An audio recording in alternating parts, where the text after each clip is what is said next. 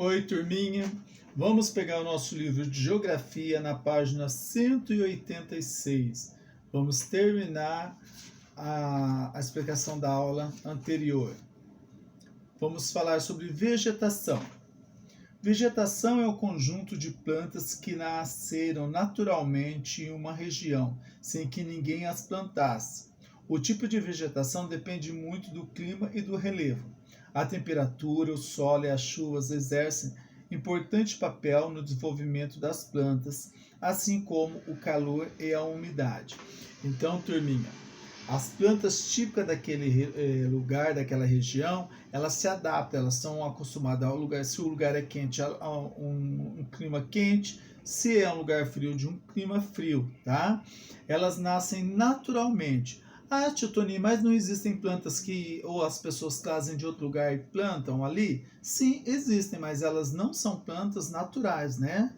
Não fazem parte dessa vegetação, elas foram introduzidas, mas elas não se desenvolvem tão bem, tá? A não ser que ela seja de outra região que também seja quente e foi trazida para um lugar quente, até que ela vai se desenvolver bem, tá? Tipos de vegetação. No Brasil, a vegetação é muito variada. Podemos encontrar 3 grandes tipos de formação vegetal, os quais se subdividem em tantos outros: florestais, amazônica, atlântica, cocais e pinhais, arbustiva, cerrado, caatinga e campos. Formação complexa: pantanal e litorânea ou costeira, restinga e manguezal. Tá? Aí tem no livro um mapa para vocês observarem como que é, né? Bem dividido a parte de vegetação no Brasil. E depois nós vamos falar sobre as florestas. Então vocês têm uma floresta aqui que o Titoninho colocou. Ó. Vegetação de árvores de grande porte, próxima uma das outras e que necessitam de muita chuva e o solo rico em nutrientes para sobreviver. Nosso maior exemplo é a floresta amazônica, situada no norte do Brasil, cuja vegetação é rica e variada, com árvores que atingem mais de 50 metros de altura. É muito úmida, pois nela chove muito. É a maior floresta equatorial do mundo. Temos também a Mata Atlântica, antes espalhada por toda a faixa litorânea e pelas serras. Entretanto, pouco resta dessa vegetação nativa atualmente, já que ela se encontra onde concentram as maiores cidades e a maior parte da população do país. Então, o que aconteceu? A Mata Atlântica foi sendo derrubada, né, para as pessoas construir casas, né, rodovias. Ainda assim, é uma das florestas com maior biodiversidade do planeta, ou seja, com maior variedade de espécies de plantas e animais. Então se encontra bastante espécies de plantas e animais na Mata Atlântica. Depois nós teremos, né, vamos continuar aqui, ó, as matas de cocais ficam no norte do país e são uma espécie de transição entre a floresta amazônica e a caatinga.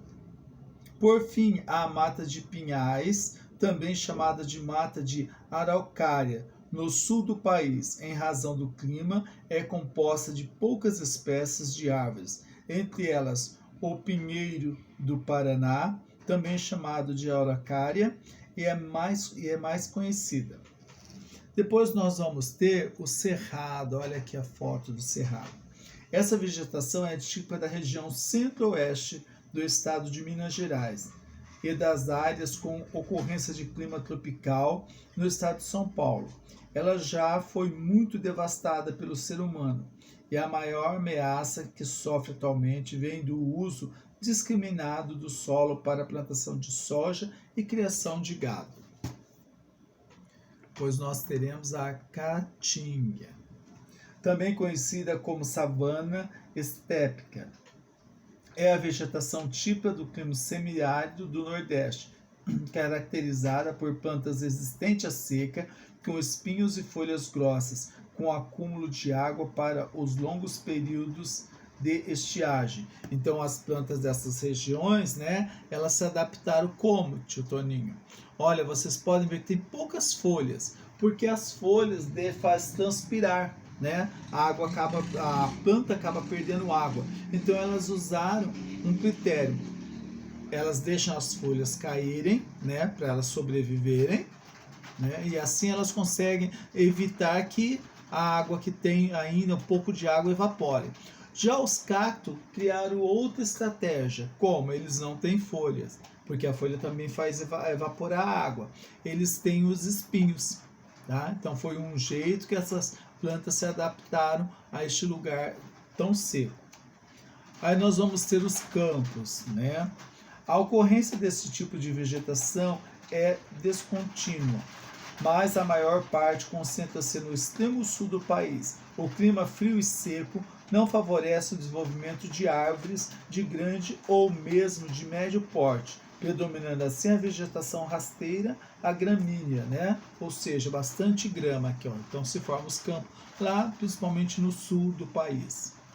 Pantanal.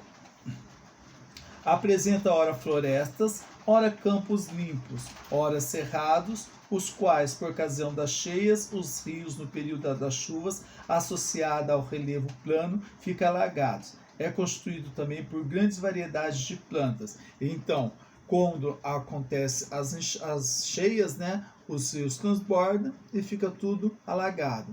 É período de seca, sai as águas, né? Então a gente fica pouca água ali. E os animais? Também existe uma diversidade de animais aqui no Pantanal, tá? Aqui nós temos a foto do jacaré, essa aqui. Vegetação litorânea.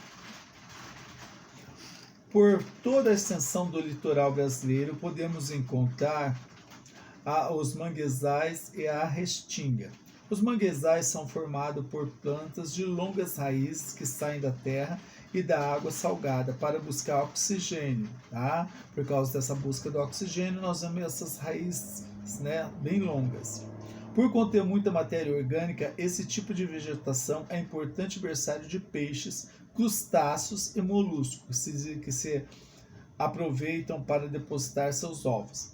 A restinga se localiza junto das praias e em razão do solo arenoso, sua vegetação é quase sempre rasteira, ocorrendo algumas espécies de médio porte, eventualmente, né? Às vezes que acontece de um pouquinho maior, uma árvore maior. A Amazônia perde o equivalente a 128 campos de futebol por hora. A Amazônia perdeu 7.989 km² de floresta, a maior taxa desde 2008, segundo o levantamento do Instituto de Pesquisa Ambiental da Amazônia, IPA. O desmatamento no período equivale à derrubada de 128 campos de futebol por hora de floresta, segundo a entidade. E o estado que mais desmatou foi o Pará, 3.025 km² de floresta, a menos, seguido de Mato Grosso, que perdeu 1.508 km² de vegetação nativa, e Rondônia, com 1.394 km² de derrubada de árvores, né? Infelizmente, estão acabando com a nossa Amazônia. Turminha, é isso daí. O tio Toninho vai passar os exercícios. Espero que vocês voltem, façam uma nova leitura e consigam responder as perguntas, tá?